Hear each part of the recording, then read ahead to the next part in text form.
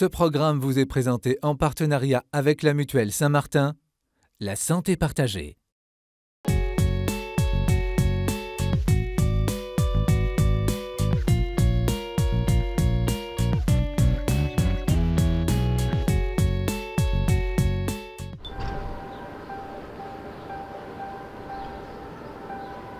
Nous sommes à Lyon dans la maison de Bénédicte, retraitée depuis une dizaine d'années. Veuve depuis 9 ans, elle avait été mariée durant 40 ans à un fonctionnaire français d'origine algérienne dont elle a eu 2 enfants.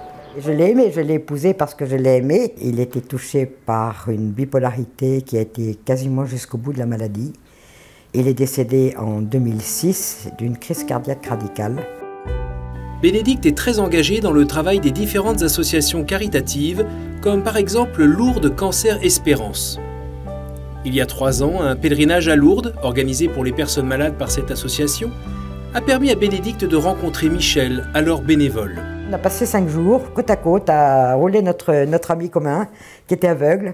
Et puis au bout de 5 jours, on s'est aperçu que quelque part, on n'arrivait pas à ne pas se voir, on n'arrivait pas à être séparés. J'ai accepté d'aller à Lourdes dans ce sens d'aide aux autres. Michel a été marié pendant 46 ans. Sa femme est morte d'un cancer en 2009. Il l'aimait beaucoup et a eu besoin de 6 années pour vivre son deuil. Le soutien de ses enfants lui a été indispensable. J'ai ma fille qui, peu de temps après le décès de ma femme, m'a toujours dit « il faut que tu trouves quelqu'un, tu ne peux pas rester seul ». Donc pour mes enfants, ça n'a jamais été un problème que j'ai quelqu'un après le décès de ma femme. Mais les enfants de Bénédicte ont accepté moins facilement la nouvelle vie de leur mère. C'était pour eux un très grand changement. J'ai voulu vivre ce que je découvrais et leur faire partager.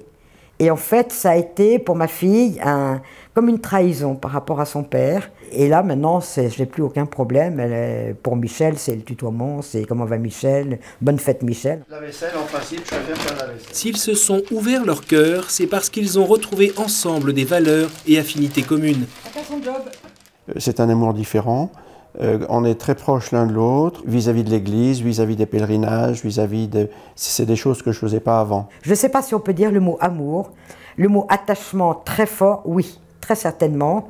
Je me sens un peu responsable de lui, mais pas totalement, pas comme si c'était un mari. Nous ne sommes pas mariés, enfin personnellement je ne souhaite pas le mariage. Je n'envisage pas du tout la fin de mon existence sans Michel. Bénédicte et Michel ne vivent pas ensemble, mais se rencontrent presque chaque jour depuis 2 ans et demi. Pour eux, cet amour leur a permis de retrouver la paix intérieure et de se projeter vers un nouvel avenir. Pour moi, il y a un évangile qui dit « Ne vous retournez pas sur le passé ». Le passé est ce qu'il est, il est ce qu'il a été, avec ses joies, ses erreurs, ses peines, ses soucis, sa maladie. On tourne la page. Ça ne sert à rien de vouloir vivre dans le passé, laisser les morts avec les morts. Nous, on a quelque chose à faire dans l'avenir et on doit s'investir là-dedans et pas partir du passé pour reconstruire un présent. Tout d'un coup, avec le veuvage, eh bien, on est seul, alors soit pour s'occuper des enfants si les enfants sont encore en bas âge, soit pour gérer tout simplement les affaires. Parce que dans un couple, les gens se partagent les tâches, il y en a qui vont régler les factures, d'autres qui vont faire le ménage. Et là, il faut tout faire soi-même. Et des choses qu'on n'a jamais faites par soi-même. Et donc je trouve que c'est important cet aspect de l'appel de Jésus dans l'Évangile. Tenez-vous prêts, c'est vrai qu'on pense que c'est se tenir prêt pour sa propre mort, mais je pense aussi que c'est se tenir prêt pour des situations aussi délicates que celle du veuvage. Alors l'Église peut toujours dire que c'est très possible de se remarier, c'est très possible de refonder une famille, c'est très possible de ne pas se remarier, tout cela est toujours possible. Mais chaque cas doit permettre à la personne de donner sens à son veuvage. Alors certains effectivement diront, surtout peut-être s'ils ne peuvent pas vivre seuls ou s'ils ont encore des enfants en bas âge, certains chercheront vraiment à fonder un nouveau foyer, à se remarier pour reconstruire quelque chose et en même temps donner sens.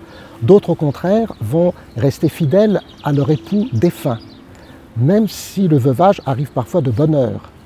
D'autres au contraire donnent sens par le don d'elles-mêmes, y compris dans un institut séculier où finalement les personnes font vœu de chasteté, pauvreté et obéissance, mais en fidélité complète avec leur mariage. Les psaumes nous disent souvent que Dieu s'appuie surtout pour aider les orphelins et les veuves.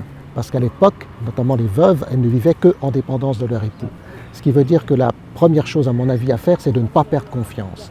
On peut avoir l'impression que le monde s'écroule totalement autour de soi le jour où on devient veuf ou veuve, mais ne perdons pas confiance, et notamment confiance en Dieu, qui, peut-être en lui demandant aussi, en implorant l'Esprit Saint, saura nous aider à trouver les moyens qui vont permettre d'avancer sur un chemin qu'on n'avait finalement pas du tout choisi, parce qu'on ne choisit pas de se marier pour être veuf, on choisit de se marier pour continuer à vivre ensemble et jusqu'au bout, autant que c'est possible.